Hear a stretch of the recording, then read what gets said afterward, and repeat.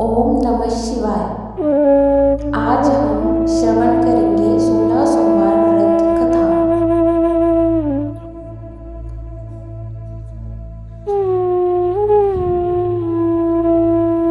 ओम नमः शिवाय। प्राचीन काल में एक सुंदर और पतिव्रता स्त्री थी जिसका नाम रेणुका था। वह ऋषि जमदग्नि की पत्नी थी और उसका एक पुत्र भी था जिसका नाम परशुराम था। एक दिन ऋषि जमदग्नि ने अपनी पत्नी रेणुका से कहा कि वह नदियों से जल लाकर उनकी पूजा के लिए लाए। रेणुका ने जल लाने का कार्य किया, लेकिन रास्ते में वह एक सुंदर फूलों के बाग में रुकी और उसे देखकर उसके मन में विकार उत्पन्न हो गया। इस कारण वह देर से जल लेकर लौटी। ऋषि जमदग्नि को यह बात बहुत बुरी लगी और उन्होंने गुस्से में आकर अपनी पत्नी को घर से बाहर निकाल दिया। रेणुका ने अपने पति की बातों का पालन करते हुए उन्हें क्षमा किया और पुनः उनके आदेश का पालन करने का संकल्प किया। कुछ समय बाद ऋषि जमदग्नि ने रेणुका को दंडित करने का निश्चय किया और उन्होंने अपने पुत्र परशुराम से कहा कि वह अपनी माँ को मार दे। परशुराम बहुत दुखी हुए, लेकिन पिता के आदेश का पालन करते हुए उन्होंने अपनी माँ को मार डाला।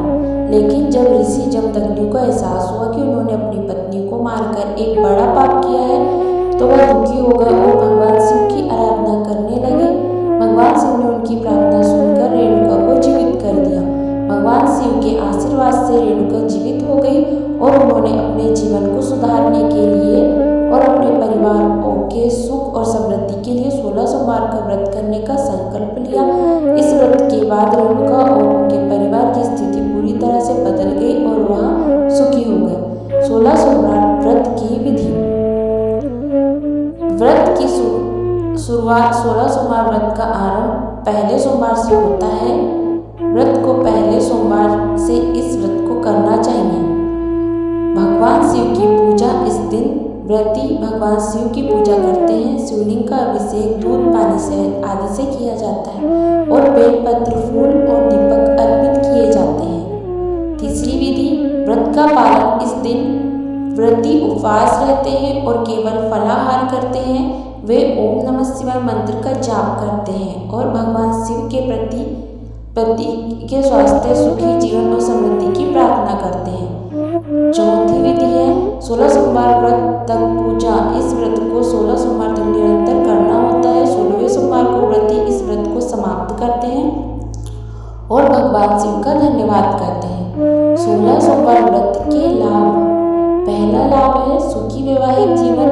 यह व्रत विशेष रूप से पति पत्नी के जीवन में सुख, शांति और प्रेम बढ़ाने के लिए किया जाता है। दूसरा लाभ बच्चों की प्राप्ति। जिन महिलाओं को संतान सुख की इच्छा होती है वे इस व्रत को करती हैं। तीसरा लाभ है समृद्धि और ऐश्वर्य। इस व्रत से घर में समृद्धि और ऐश्वर्य का वास होता है। चौथा लाभ है भगवान शिव का आशीर्वाद। इस व्रत से भगवान शिव की विशेष कृपा मिलती है और जीवन में खुशहाली आती है। 16 सोमवार व्रत एक साधना और विश्वास का प्रतीक है, जिसे अगर सच्चे दिल से किया जाए तो भगवान शिव के आशीर्वाद से भक्त के जीवन में सुख, शांति